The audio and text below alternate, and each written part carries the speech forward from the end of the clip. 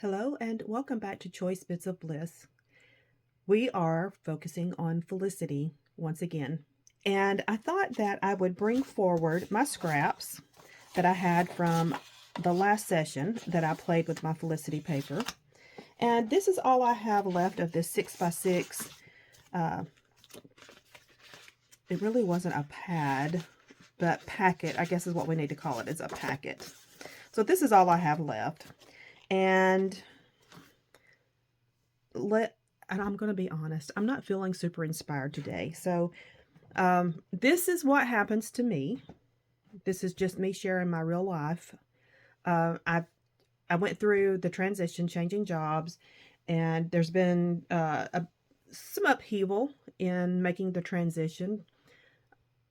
I'm working at a new location, and they weren't prepared for me. So that has been the upheaval, is trying to find office space at the plant and getting the technology bit together because they didn't have extra computers. It's just been trying to get the training done that we're supposed to do and chase down all the components that I need. It's just been a little chaotic. So when my personal life is facing challenges, not that I can't work through them, not that I'm not excited. I am. I am excited about this new thing in my life. But it saps my creativity, just to be really honest. So I have to, and I don't have a lot of extra spare time, but to get myself back in that creative mindset, I have to come up here and just kind of sit with my paper. And I know that sounds crazy, but it's just how I have to do. So I think for all of us creatives, there come times in our lives that we're not inspired, we're in a slump. All the tricks of the trade that we do to get excited about our hobby, sometimes you have to employ several of the tricks to get excited again. And that's where I am. It's not that I've fallen out of love with this hobby. That has not even ever occurred. Even when I was on my 8-year break, I still created. I still made cards, and I just used my supplies to make other paper products. I'm rambling, and I'm sorry, but my brain is just all over the place. So I have sat with my paper this morning, and my brain just kept kind of jumping from, oh, I need to do my spring. Oh, I need to do focus on Felicity. Oh, I need to do collection obsession. Oh, I need to, am I alone in this? Have you experienced this? I would really, really love to know if you have. But, so I just wanted you to be aware in case I'm sitting here trying to make a layout and I'm struggling. I am struggling. It's not just you. You're not just imagining things. It's real. I'm struggling. Okay, so right now, just looking at what I have in front of me, without this makes me excited. I love this color. I love the gingham. It gets me excited for spring, and I love this. Of course, it's another gingham. It's just diagonal. And I'm just really excited and inspired by this. So I think I want to play with that, and I'm liking the green with it. I love those together. And I love this polka dot as well. So I think I need to bring this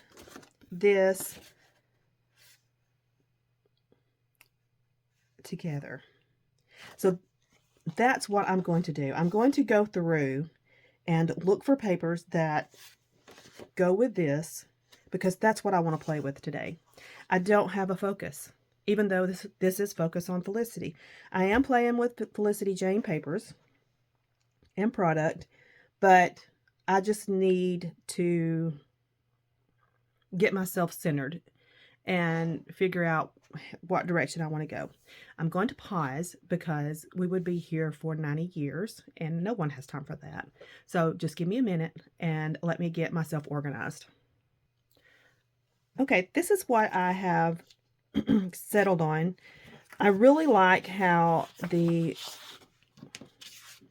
this little petite flower here brings out this color in my gingham. And I had initially picked up this paper. I needed a yellow to go. This matches. It matches perfectly, and it goes well with that green as a complement. And this is a different design in a different scale that I can also bring it in. I also picked out this text because it's just a good relief from all of, even though it has text and it's black and white, but it just kind of blends in together. You're not focusing on it from all of the busyness from the patterns that I have. So this is what I have ended up with. Now I need to find a sketch. This is the sketch I've decided to use. It is a cherry on top Becky Fleck sketch. So there's a challenge on Wednesdays that I really didn't know about this, even though Jeannie always does the challenge pretty much every week. I just didn't pay attention and didn't dig into it for myself. But you earn cherry points when you participate and upload your layout. So I'm going to play with this sketch, and because it's a single photo, and guess what? I don't have a photo picked out either, but that'll come. It's going to all come together. It's just I'm trying to get back into the swing of scrapbooking again. So we're going to pause again and pretend like I've got my act together. I wanted to come back in here and show the process of what I'm doing. I'm going to bring the sketch back in and let's just kind of dissect it. So just the design of it has a very linear masculine feel, and I want to soften that, and I consciously chose a paper with floral on it to sort of soften that look. I'm still going to use the linear design. I'm just going to use a chunkier linear, some strips there.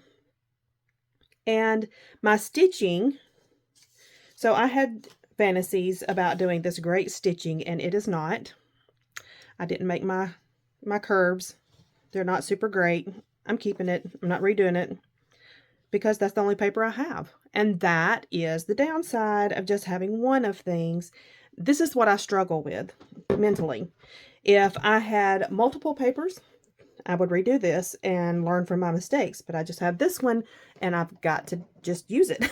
So now I could have picked all that stitching out and redone it. That's not happening. Not happening.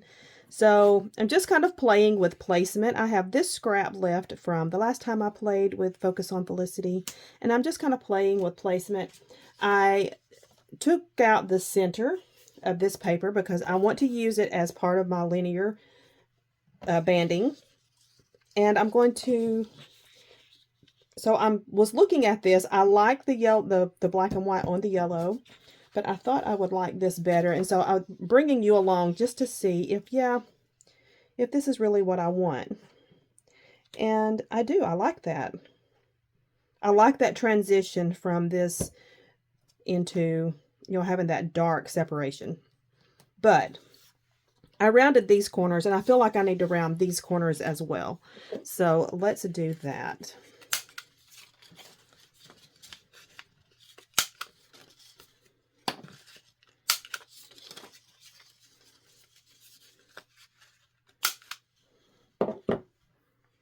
And I'm going to adhere this down, and we'll come back and start creating our linear band across the middle. I'm in the middle of coloring my chipboard letters. I'm still working from this bag, and as long as I'm able to make a word from it, I'm going to keep using them because I actually like the chipboard letters. And I'm just using a gold Sharpie to color my letters. And I'm sorry if this is The sound that it makes is grating on somebody's nerves. I apologize for that. I'll make it quick. So I'm not doing like around all the edges and going inside each little thing, but you can see the difference that it makes, and I just love it. Okay, I finished the layout except for the journaling, and I will tell you about the photos.